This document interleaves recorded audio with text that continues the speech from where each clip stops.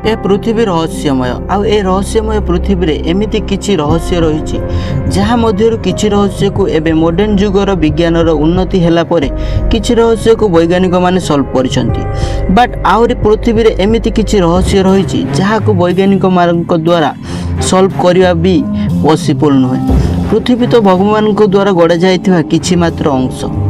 तेबे भाबंतु ए अनंत ब्रह्मांड रे कोटि कोटि तारा सह असंख्य आकाशगंगा एवं अनेक गुड़े सौरमंडल रही। आम ब्रह्मांड एते बड़ जे यार कैलकुलेशन करवा आजिका मॉडर्न जुगरे मध्य संभव नुहे। तो फ्रेंड भगवान द्वारा गढ़ा जाइतिबा एई अनंत ब्रह्मांड जार किछि अंत नाही ता भितर केते प्रकार रहस्य भरी रहिथिबो। आज आमे सेमिति किछि रहस्य विषय जानिबा को जाउछे। हेलो फ्रेंड्स, मो ना होछि जेबी मु आज आपनको पई नै आछि एई रहस्यमय रोमांचक वीडियो जार टाइटल होछि द पैरेलल यूनिवर्स। तो फ्रेंड प्रथमे जानि नबा जे पैरेलल यूनिवर्स कोन।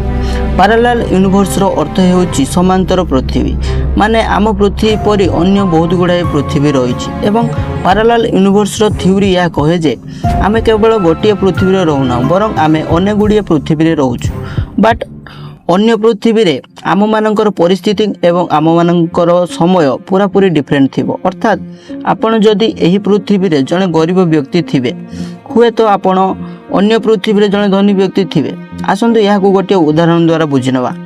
मानि नियंतु जदि आपण एही पृथ्वी रे कोनोसी गोटे गाँ रे गोटे मिडिल क्लास फैमिली रे जन्म ग्रहण करिसंती एवं आपणकर बयस 25 हुए तो आपण अन्य पृथ्वी रे गोटे बड़ बिजनेसमैन फैमिली रे जन्म ग्रहण करिथिबे एवं आपण जने 5 वर्षर नाबालक थिबे। अर्थात अन्य पृथ्वी रे आपणकर बयस एवं आपणकर परिस्थिति पूरा पूरी डिफरेंट थिबो। हेई पारे आपण अन्य पृथ्वी रे जन्म ही नै नथिबे किबा जन्म नै मरि सारिथिबे। जेमिति आपण नटिया कॉमेडी रे देखिथिबे गोटिए पृथ्वी रे नटियार भौणी जन्म नै सारिथिबो बट अन्य पृथ्वी रे नटियार भौणी रो जन्म हेई नथिबो। आपण माने एमिति केबे फील करिसंती कि जेमिति आपण कोनोसी नया जगह को जाइथिबे आउ आपण को एमिति अनुभव हेबो जे आपण एई जगह को आगरु केबे ना केबे आसीचंती बोली। एमिति कोन पय फील वे कोन आपण माने जानिसंती। एहा को नै मध्य पैरेलल यूनिवर्स पाखरे किछि थ्योरी रहिछि। आम ब्रह्मांड रे जहाँ भी किछि वस्तु एक्जिस्ट करे समस्त वस्तु समस्तंक सह किछि ना किछि माध्यम रे कनेक्टेड रहे। उदाहरण स्वरूप जेमिति आम पृथ्वी अन्य ग्रह मानक सह कनेक्टेड अछि एवं अन्य ग्रह माने जदि किछि एक्शन नियंती तेबे तार रिएक्शन आम पृथ्वी रे देखिया को मिले। ठीक सेमिति अन्य पृथ्वी रे रहुतबा आपण मानकर डुप्लिकेट हुए तो सही जगह को आगरु जाइथिबो एवं आपण एही पृथ्वी रे रही से जगह को गला परे आपण को एमिति फील हुए जे आपण केबे ना केबे से जगह को जाइछंती बोली। आपण माने कोन जानिछंती आम पृथ्वी रे एमिति किछि मिस्टीरियस घटना घटी जाइछि जहा हमको प्रूफ दिए जे प्रकृत रे कोंठी ना कोंठी पैरेलल यूनिवर्स एक्जिस्ट करे बोली। आसंतु सेमिति गोटे घटना उपरे नजर पकाइबा। टाइम थिला जुलाई 1954 जापान रो टोकियो रे थिबा हानाडा एयरपोर्ट रे दिन 12:30 टाइम रे गोटे यूरोपियन फ्लाइट लैंड कला एवं समस्त पैसेंजर फ्लाइट रो ओल्हाई एयरपोर्ट रो चेकिंग पॉइंट आड़ को जीवाक लागिले। एयरपोर्ट रो चेकिंग पॉइंट रे सिक्यूरिटी समस्त पैसेंजर रो पासपोर्ट चेकिंग करुथिले एवं सिक्यूरिटी समस्त पैसेंजर पासपोर्ट चेकिंग करू करू गोटे पैसेंजर रो पासपोर्ट एमिति थिला जहा देखि एयरपोर्ट रो सिक्यूरिटी अचंबित हे गले।